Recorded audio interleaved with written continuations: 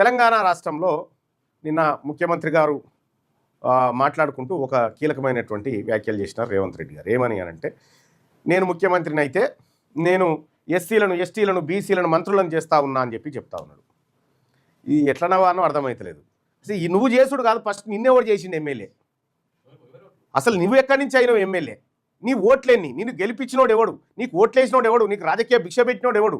ఈ లెక్కలు కొడంగల్ నియోజకవర్గంలో ఈ కథ ఏందో ఒక్కసారి చూద్దాం. ఈ కొడంగల్ నియోజకవర్గంలో ఒకసారి చూస్తే, కొడంగల్ నియోజకవర్గంలో మొత్తం ఓటర్ల సంఖ్య 2,36,789 ఓట్లు. 2,30,000 అంటే ముఖ్యమంత్రి రేవంత్ రెడ్డి గారు ప్రాతినిధ్యం వహిస్తున్నటువంటి కొడంగల్ నియోజకవర్గం. ఈ కొడంగల్ నియోజకవర్గంలో 2,36,789 మంది ఓటర్లు ఉంటే అందులో బీసీ ఓటర్లే 1,36,034 ఓట్లు బీసీలే. ఓన్లీ 1,36,034 ఓట్లు బీసీలే. బీసీ ఓటర్ల శాతం ఎంత అంటే కొడంగల్లో 57.45% ఓట్లు బీసీలే. ఇక రెడ్డి ఓటర్ల సంఖ్య 12,567 మంది. మరి రేవంత్ రెడ్డి గారు తమరిని ఎమ్మెల్యేని చేసింది రెడ్లు చేసిరా? తమరేదో బీసీలకు సీట్లు ఇచ్చినట్టుగా, బీసీలకు ఇది చేసినట్టుగా, ఎస్సీ ఎస్టీలకు మంత్రులను చేసినట్టుగా చెప్తా ఉన్నారు కదా. అసలు నీకే దిక్కుదివా, నీకే భిక్ష పెట్టింది బీసీలు. నీకు రాజకీయ భిక్ష పెట్టిందే బీసీలు. మరి నీకే భిక్ష పెట్టిన వాళ్ళని నువ్వే దానం చేసినా అని చెప్పి డైలాగులు కొట్టుడు అవసరమా? చెప్పు, ఓపెన్గా చెప్పు. ఎస్, బీసీల ఓట్లతోనే నేను ఇక్కడ ఎమ్మెల్యే కాగలిగినా, తద్వారా మంత్రిని కాగలిగినా అని చెప్పు. కొడంగల్ నియోజకవర్గంలో బీసీ ఓటర్లు అత్యంత నిర్ణయాత్మక శక్తి. 57.45% మంది ఆడ బీసీలు. మీ రెడ్ల ఓట్లు ఎన్నండి? 12,567 ఓట్లు. ఈ డిపాజిట్కు సరిపోవు. 10% డిపాజిట్కు అసలే సరిపోవు నీ ఓట్లు. ఇది మీ ఓటు కథ.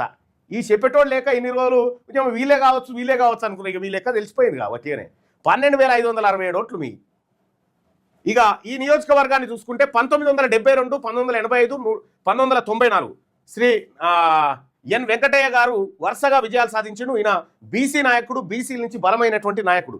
ఈయన దగ్గర నుంచి ఆ తర్వాత సూర్యనారాయణ గారు విజయం సాధించిండు. ఈయన కూడా బీసీ సామాజిక వర్గం, వెంకటయ్య గారి కుమారుడు. ఆ తర్వాత రేవంత్ రెడ్డి 2023 అయిండు. ఇంకా అంతకంటే ముందు కూడా కొంతమంది అక్కడ ఎమ్మెల్యేలుగా ప్రాతినిధ్యం వహించారు. కానీ ఇది కొడంగల్ నియోజకవర్గం ఖుద్దు బీసీలది. ఇది బీసీల నియోజకవర్గం అనేది స్పష్టమవుతుంది. బీసీల దగ్గరికే అధికారాన్ని గుంజుకొని నేను బీసీలకు అధికారం ఇచ్చినా అని చెప్తా ఉన్నాను.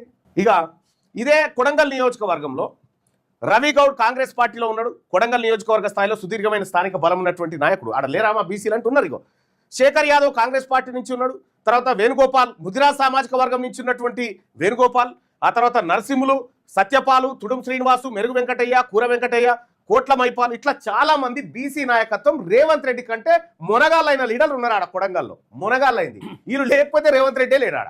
అసలు యాక్చువల్గా అది స్థానికం కూడా కాదు, నీదా నియోజకవర్గం కూడా కాదు. సరే, ఆడికేని ఈడబోతుందా ఏం కథ మరి? కామారెడ్డి కాడ ఆయన గజ్వేల్లో ఓడిపోతున్నా ఏందని చెప్పి ఆయన కామారెడ్డి కాడ పోటీ చేసిరు కదా. అయితే నేను దమ్ముంటే నిజంగా కేసీఆర్, రేవంత్ రెడ్డి గారు, ఆ తర్వాత ఈ భారతీయ జనతా పార్టీ అధ్యక్షుడు, ఆ తర్వాత నేను, నలుగురం ఒకటే నియోజకవర్గంలో చేద్దాం. నలుగురం ఒకటే నియోజకవర్గంలో చేస్తే అప్పుడు మనం మునగాలమా కాదని తెలుస్తుంది. రెండు ఆడబోతే ఈడబోతే ఆడ, ఇవెందుకు డ్రామాలు? చేస్తే ఒక్క దాంట్లోనే చేద్దాం. దారి తెలిసిపోతుందిగా లెక్క. వర్తమాన చైతన్యం, గౌడ, యాదవ్, ముదిరాజు వర్గాల నాయకులు క్షేత్రస్థాయిలో సంఘటితంగా బలమైన పునాదితో రాజకీయంగా ఎంతో చురుగ్గా ఉన్న నియోజకవర్గం కొడంగల్ ఇల్లు పెట్టిన భిక్షంతో నువ్వు ఎమ్మెల్యే అయ్యి మాకు దేవి పెడుతున్నట్టుగా డైలాగులు కొడతా ఉన్నావు. మేము పెట్టిన భిక్షంతోటే కదా మీ ఎమ్మెల్యేలు, మీ కథ అంతా. చారిత్రక వారసత్వం, నందారం వెంకటయ్య గారి వరుస విజయాలు గడ్డపై బీసీలకున్న రాజకీయ ఆమోదయోగ్యత చరిత్రను తెలియజేస్తున్నాయి. చూడండి, గణాంక బలాలు 57.45% ఇంకా ఇవి కాదని ఎవడెమ్మెల్యే అవుతుందో చూడరా. 57% ఉన్న బీసీలను కాదని ఎవడని ఎమ్మెల్యే అయ్యే పరిస్థితి ఉంది. ఎస్సీ ఎస్టీ మైనార్టీలు కలుపుకుంటే ఇంకా మా సోదర కులాలను కాకనే ఇలా మైనార్టీ సోదరులు ఉన్నారులే. ఇగో ఇది కథ. ఇంకా నువ్వు 34 దాకా అంటున్నావు. కొడంగల్లో చూపించరాదు. కొడంగల్లో మన గెలుపు చూపిస్తే అదే పెద్దది. నువ్వు ఈసారికి